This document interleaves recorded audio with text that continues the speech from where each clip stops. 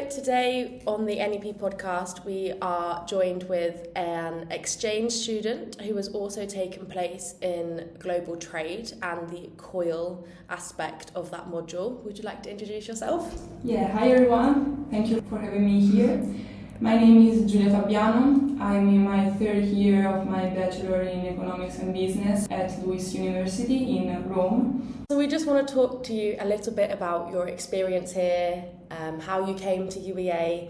So yeah, first question, how did you find UEA? How did you choose to come here? When we decided to go to exchange, in my university we have to do a list with 9 universities. And everyone has a grade, certain point, like the mean of your grades, your level of English and other languages.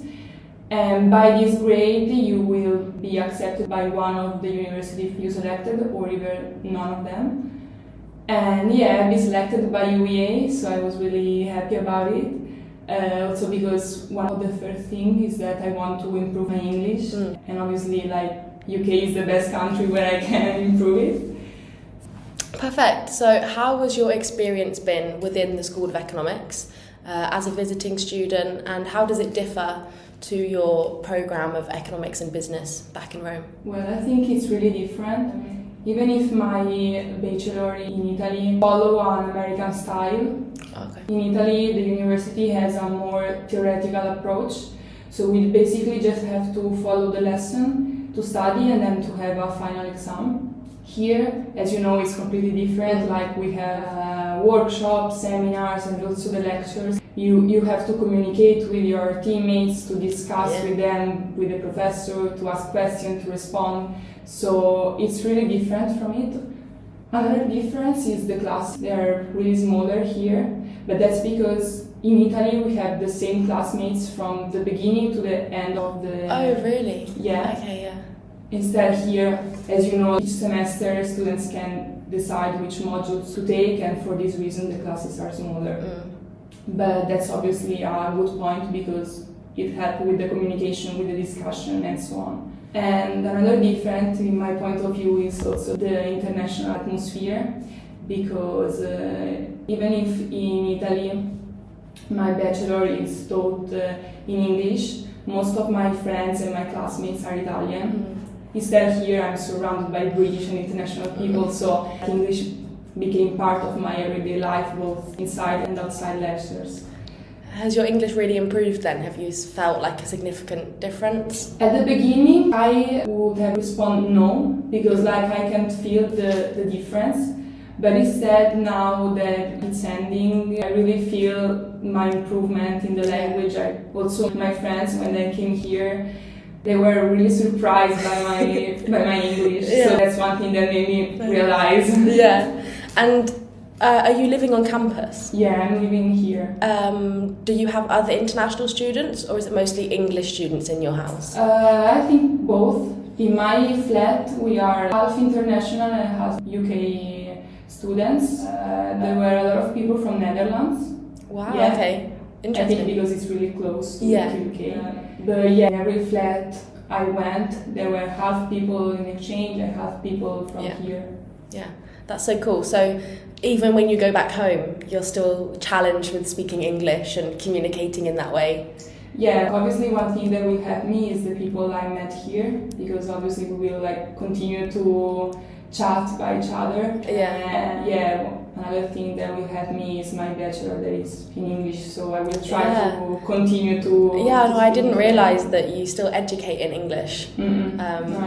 It's not so common in Italy, but my university, as I said, is more like American approach, so yes, some courses in English. Yeah, that's so interesting. I didn't know any of that. When we go on years abroad or semesters abroad, the modules don't always count towards your final grade because you're on a semester abroad. Has it mattered? No, it matters. Yeah. When I have to choose the modules here, I have to choose the modules that best match the modules that I have to take in Italy. Yeah. So obviously I count, when I come back they will count as the modules that I will have taken in Italy. For example, here this semester I took global trade, obviously, the economics of financial markets, and strategic thinking. When you choose and when you find the module that match with the ones that you have in Italy, then you can choose the one you prefer. For example, I choose global trade for its international approach, for COIL obviously, and for the fact that I can connect trade with sustainability and environment. That will be the topic of my final thesis in Italy. Oh, perfect. So a nice link of everything. Yeah, really nice link. So did that then influence you doing the COIL project and wanting to work with other students around the world? Yeah. Obviously. Yeah. At Global Trade, you can choose whether to work with UK students, so from UEA, or to work with international students, so COIL. I obviously choose it because of this. I also think that it will help you personally, but also academically and in a work point of view. You can put in your CV. So who was on your team? Who did you end up working with? I ended up working with people from UK, from UEA, people from US, the University of Illinois, and University of Navarra in Spain. My teammates were 3 girls from US and 1 guy from UK, and then me.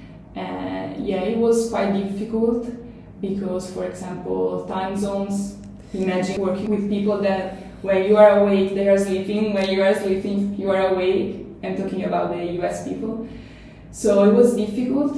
But for example, about time zones, we solved this problem by using an online website called When to Meet. Nice. I don't know if you know it. No. Basically, everyone has to put their timetable and their availability.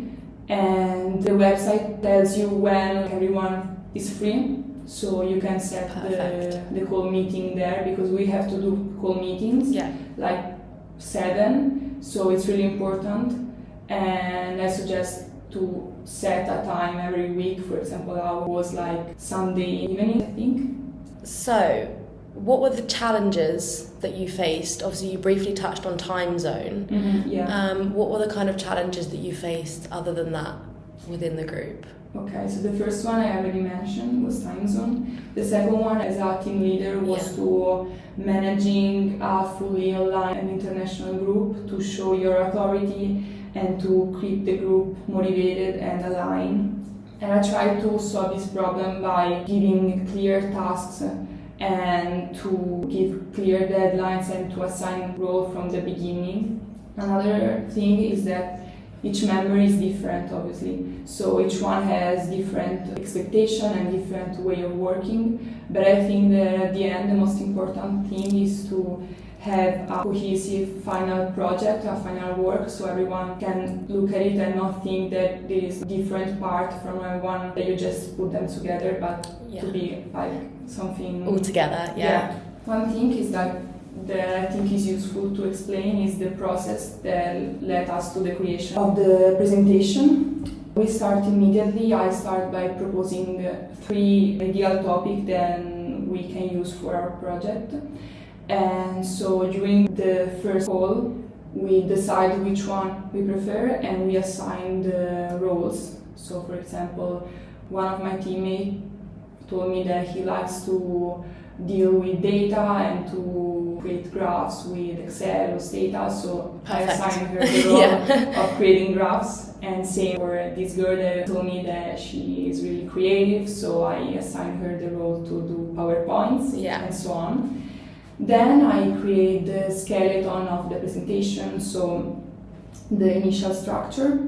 And since I want everyone to know all the part of the project, not just the part that I will explain, I assign everyone to research from a specific part of the project. And after I have all the materials, I put them together and I create, as I said, a cohesive final work. And then there was the creation of the slide and the recreation of the graphs. Then we record and upload it on Blackboard. Did you record over like Teams? Yeah, we use Microsoft Teams. We also use it for every call we have. What was your topic? What did it end up being on? The topic of our presentation was trade, carbon leakage and climate policy, and we basically asked whether climate policy truly reduces global CO2 emission or whether they simply shift them abroad for trade. So we research on this problem, and even if there is no solution yet, we try to find how each country is trying to deal with this problem. Do you think it was successful overall? I think it was. I'm really proud of it. Basically because at first the topic, because it's a complex topic, but it's also really current and relevant. The fact that we connected the topic with the theory we studied at the course. For example, we connected with the Kuznets curve, obviously with comparative advantages for each country, and so on. The fact that we use the nationality of each one to add, for example, case studies to our project. For example, we use UK when we want to talk about territorial density consumption emissions. We use Europe when we want about CBAM, so a solution that Europe used to carbon leakage, and the same for the United States. But also the fact that we recreate the graphs, so we don't just make a screenshot of the chart of the article, but when it's possible we recreate them. And also in the visual part we put a lot of effort on the slides. Yeah. And did you enjoy working with the COIL team? It was a challenge because you cannot expect everyone to put the same commitment as you did. Sometimes you have to do something that was the job for someone, but it's really normal. It happens every time. Yeah, as I said, the important is the final result, not the process. And would you recommend the COIL scheme for sure to other people? Yeah. I recommend it definitely for several reasons. For example, as I said, you can put it in your curriculum. It was also the first experience in an international environment, and you may have them in your future working maybe in a big company. But also it helps you to grow both personally and in an academic point of view. So going back to when you arrived at UBA now, how did the university make you feel on your arrival? Let us feel welcome since we arrived. With the Welcome Week, every day we have a lot of activities in which we can meet new friends. Also, the city is really beautiful and calm with great student life, especially the campus. It's very big, lively and full of spaces to socialize, for example the pub, or also obviously the lectures, like I've met a lot of people there. And another thing that for me is not so common is all the student societies. Yes, you will find them like everything, like nationalities, hobbies. For example, I joined the Italian society, and they organize a lot of pizza nights or movie nights, or each week a breakfast in a different bakery. Nice. And another thing is all the sports club. That's something that we don't have in Italy. Really? Yeah. Okay. It was so nice to have the possibility to play with people from your age, maybe your friends, and also I have met a lot of people in my tennis session. Yeah. So that's so tennis you did? Yeah, to tennis. And that's something I will really, really miss when I come back to Yeah, that's surprising. I didn't realise that you didn't have... No, we don't, unfortunately. So what is your experience like in Rome? Is it quite similar to maybe going to school then? What's the kind of differences? This is just out of my personal, interest. I don't know. Maybe because for me it's normal what we do in Italy, but the process is just like if we want to do something outside the university, we have to do it by our own. Yeah. But also because most of the times we spend this time at the university because we have a lot of lectures. We have as default the same courses. When you choose your bachelor, you already know which courses are you going to take. Okay. And we basically have to follow the lessons and then do the exam. Maybe there will be a midterm for the most heavy exam. So when you first arrived at UBA, how did you feel? How was it like coming to a new place? It was hard, especially for the language barriers. So that's the first difficulty I had. Actually, in Italy, I live alone, so maybe the fact of living alone here was not a huge problem. Instead, I really like my flat and my room, and I will miss it so much. The difference on the city was also really important because I live in the center of Rome. Okay. Instead, Norwich is smaller, and also we live on a campus, so it's really different. But it was nice to experience something different than where I used to live. Yeah. How do you find living in Rome? Obviously, you said you're in the centre of Rome. I love living in big cities, so Yeah. for me living in Rome is the best. Obviously it has some problems, for sure, but it happens with every city, yeah. I love it. Wherever you go, you find some beautiful buildings. It has a lot of art, so it's really nice to walk around. Yeah, I can imagine. So you mentioned you joined tennis, you've been doing that. Is that how you made the majority of your friends? The majority of my friends, I meet them at the Welcome Week. Okay. And then we develop our relationship. Yeah. But with some of them, I joined also the tennis sessions. At the tennis session, I met a lot of people, really a lot. Yeah. I can suggest people that will go to UEA to enter in a lot of societies and sports clubs because that's how you may have fun. Yeah, definitely. What will you miss the most about being at UEA? The first thing is the tennis session, as I said.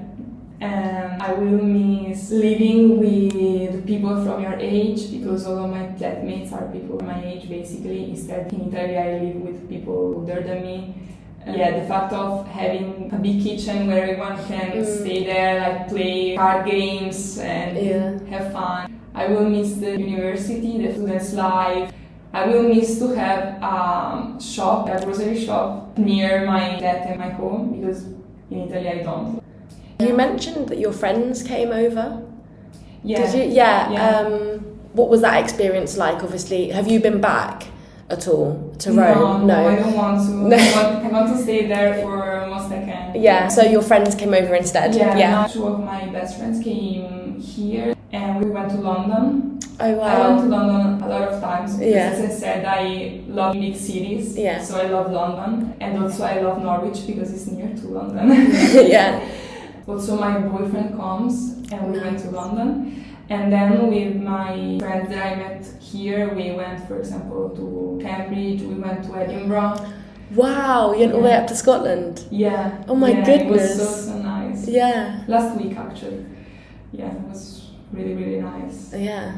Good for you. I'm glad you've made the most of kind of being here and the travel.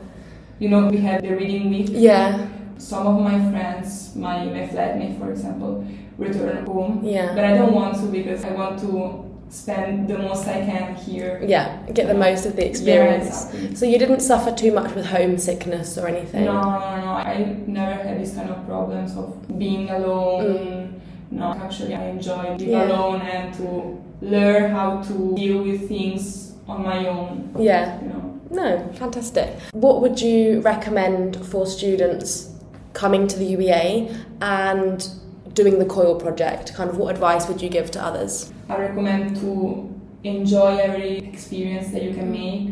Sports clubs, societies, to go to lectures because that's how you may meet more people. And for people who want to do COIL, I recommend to start immediately because when you start the module, you may think that you may have a lot of time to procrastinate, but actually times fly. Yeah. So if you don't start like immediately, you may find yourself rushing to do everything last minute. But since you work with people from the US maybe, sometimes you cannot do things at last minute. Yeah. You know, so start immediately. Then another thing that I really recommend is to create shared document, like for example shared PowerPoint or Excel document, because as a leader it's important to follow all the process. So not just like you ask one teammate to create the PowerPoint and you have the final result. Also because sometimes you may not like the final result. So you then should ask that person to restart, and that's something that I recommend. Also because, as I mentioned, sometimes people do not put the same effort. So maybe you ask one teammate to create the slides, and if you cannot access to the document and see how the things are going, maybe that person do not start the slide as she will never, maybe, so you have to do it by yourself. So that's why I recommend to have a document where you can also enter and change things, modify things. Yeah. For leaders, I recommend to be clear, direct, authoritative as much as you can, to communicate and also to listen to others' ideas because they can be a value add to your project. How did you find being the leader? That was difficult because it's completely different from having a group where you can meet face-to-face people. You have to try to be authoritative, but not too much, because if you are too available, people may let you do everything. So you have to compromise. Try to communicate if you can every day with your teammates to see how things are going and so on. But it was difficult, but at the end it was worth it. Like, it gave me a lot. It helped me to improve my leadership, my communication skill, time management, and a lot of things. Thank you so much for all of that, Julia. I really enjoyed talking to you, and I'm really happy to hear that you've had a positive experience at UEA.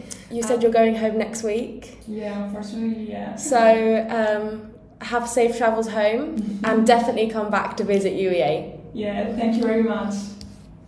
Thank you for listening to this week's NEP podcast.